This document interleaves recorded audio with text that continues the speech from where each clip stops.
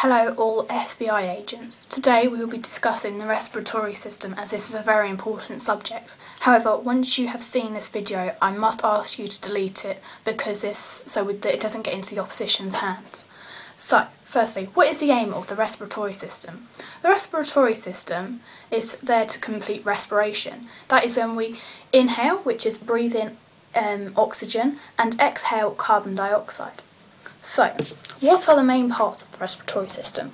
We have the nose and the mouth. The nose and the mouth are the entrance and the exit. However, there is more advantage if the oxygen goes through the nose. The reason being because the nose moistens the oxygen or /air so that it absorbs into the blood easier. We have hairs in our nose because so that large particles are caught and don't go down into our respiratory system. And finally, the nose warms the air and makes it the similar temperature to our internal organs, such as our lungs and our heart. So, the next main part is the air passages. The air passages are basically our travel. So what are the air passages? Firstly, you've got the trachea, then you've got the bronchi, and then you've got the bronchioles. On the end of these bronchioles, you have alveoli, which do the gaseous exchange, which I will explain later.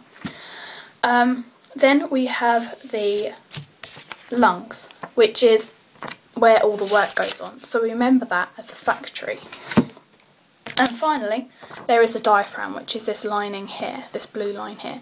The diaphragm is a lining of muscle which separates the chest cavity from the abdominal cavity.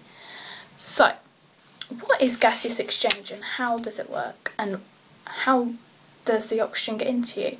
Well, firstly, we breathe in 79% nitrogen, but because we don't need this, we straight away exhale it. 79%. We inhale 4% carbon dioxide, but this is a poison to our body, so straight away we exhale the 4% of carbon dioxide. However, when we get to oxygen, we inhale 20% oxygen, but only exhale 16%. So where's the 4% gone? The 4% is being used around our body for respiration.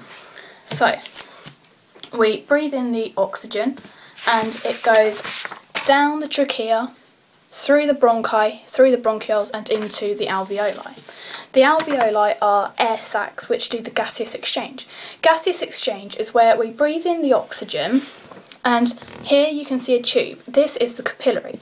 What happens is we first need to know hemoglobin. Hemoglobin is a protein in the blood which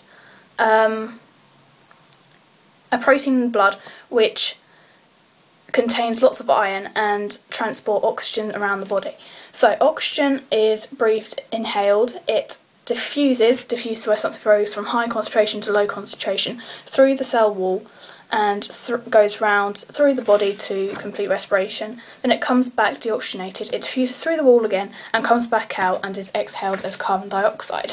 So that moves us on to the long-term and short-term effects of the respiratory system. The short-term effects are increased rate of breathing. So when I'm running away from my opposition, all of a sudden my breathing becomes much faster. Another one is increased tidal volume, which is another way of saying increased depth of breathing, so I breathe heavier. And also may run into oxygen debt. Oxygen debt is where the body cannot supply enough oxygen to the body's muscles in order for them to keep working. So if I was running, I'd have to slow down because not enough oxygen has been able to come to my muscles. The long-term effects are increased size of lung, more alveoli, more red blood cells. These all link together because they all link to a quicker gaseous exchange. Also, you have increased vital capacity, so when I take a deep breath in, I'd be able to take in more air and oxygen and also let out more carbon dioxide. Also, I'd be able to extract oxygen from the air easier and to let out carbon dioxide easier. and also my intercostal muscles, which are the muscles between my ribs, and my diaphragm would become a lot more stronger. Finally, that leads us on to the recreational drugs on the respiratory system. Okay, so the one I'm going to focus on is smoking. So, smoking is extremely bad for the respiratory system. Firstly, it destroys and damages all the cilia in our trachea. So, cilia, as shown here, are our trachea is lined with cilia, which are like little hairs, and what they do is they trap particles in a sticky mucus, and they push it up, and then we swallow it, and our stomach acid eliminates it.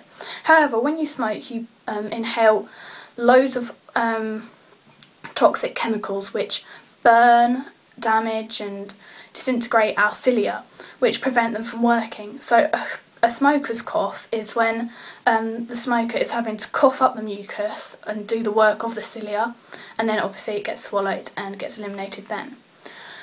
So here's a picture of dead cilia, and that's what smoking does to our cilia.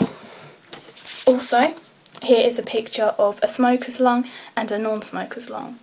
This lung is covered in tar, and it is a very sticky substance. So, all FBI agents, I advise you not to smoke, because that will really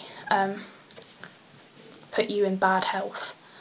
And finally, smoking can bring on diseases such as emphysema. Emphysema is when the alveoli becomes weakened and covered in excess tar.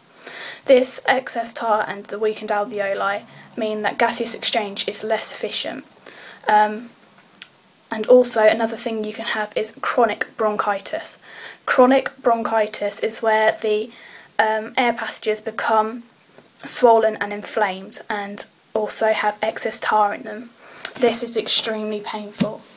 Well, thank you FBI agents for listening to this message. Please delete straight afterwards.